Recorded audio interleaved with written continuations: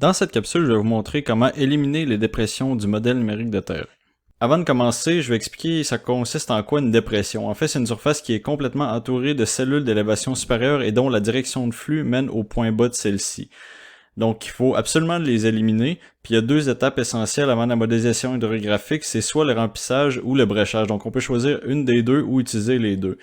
Donc, avec ce petit schéma-là, je vais vous montrer c'est quoi une dépression, puis comment les méthodes sont utilisées. Donc, le remplissage, ça consiste à amener la dépression jusqu'au déversoir, et le bréchage, c'est de faire un chemin du point bas jusqu'à une valeur d'élévation inférieure à l'extérieur de la dépression. Donc, c'est vraiment faire un chemin de bréchage. Donc, dans cette capsule-là, je vais faire toutes les étapes, c'est-à-dire le bréchage et le remplissage. Donc, les logiciels disponibles, il y a Whitebox, Saga, Totem et Grass.js qui est disponible dans QGIS. Donc, celle-là qu'on va utiliser, c'est WhiteboxGat, parce que c'est celui-là que les algorithmes fonctionnent le mieux. Donc, les étapes à suivre, c'est d'utiliser cette 4 séries d'outils-là. Donc, c'est les 3 premiers, c'est du bréchage, puis après ça, c'est d'effectuer du remplissage. Donc, avant toute chose, avant d'amener le modèle numérique de terrain dans Whitebox, c'est important de le convertir en point float, dans le fond en réel, c'est-à-dire l'outil ici. Donc, il faut vraiment prendre le modèle numérique de terrain puis faire raster vers réel. Donc, après ça, dans Whitebox, il suffit de cliquer sur le petit plus ici pour ajouter une couche, puis on voit le modèle numérique de terrain qui apparaît. Puis, dans la barre de recherche en bas, c'est de rechercher l'outil Breach. Donc, le premier outil, c'est Breach Single Cell Pit. Donc, cet outil-là, ce qu'il fait, c'est que ça permet d'éliminer les dépressions de une cellule, puis ça rend la prochaine étape environ 2 fois plus rapide. Donc, c'est vraiment pour éliminer toutes les dépressions qu'on considère un peu comme des artefacts. Ensuite, c'est de faire l'outil Breach Depression.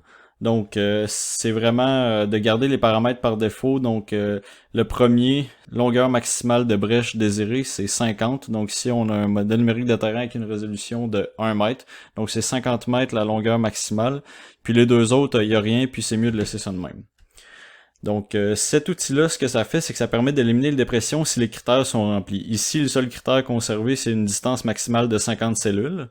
Puis ça correspond à une largeur qui est bien souvent supérieure à la majorité des chemins. Donc, le but de cet outil-là, c'est de simuler des ponceaux, de rendre l'écoulement cohérent vis-à-vis les chemins forestiers. Donc, ça permet de simuler la position des ponceaux, puis ça améliore d'à peu près 20% la détection en milieu forestier en créant des brèches perpendiculaires au chemin. Donc, ça n'élimine pas toutes les dépressions vu le critère de distance maximale. Ensuite, pour éliminer toutes les dépressions, il faut faire Breach Depression Fast. Puis ici, c'est de ne pas mettre de brèche maximale, c'est-à-dire la longueur. Donc, cette étape-là, ce que ça fait, c'est que ça permet d'éliminer les dépressions restantes qui n'ont pas été traitées par l'outil précédent. Ça fonctionne avec un algorithme qui est différent, mais qui n'améliore pas la détection de la position des ponceaux. Donc, ça permet de conserver l'information dans le fond des dépressions de grande superficie. Souvent, c'est de l'information qui est associée aux méandres des cours d'eau, ou quand il y a des très très grandes dépressions et que le fond est à plus de 50 mètres justement là, d'un point à l'extérieur de cette dépression-là. Donc, je vous ai montré une petite image ici, c'est un modèle ombré pour vous montrer un peu ce que ça fait, les deux algorithmes de bréchage. Donc, ça c'est après. Je peux remettre l'image avant. Après. Puis ici, en rouge, c'est l'action de l'algorithme Breach Depression. Puis ici, en mauve, c'est Breach Fast.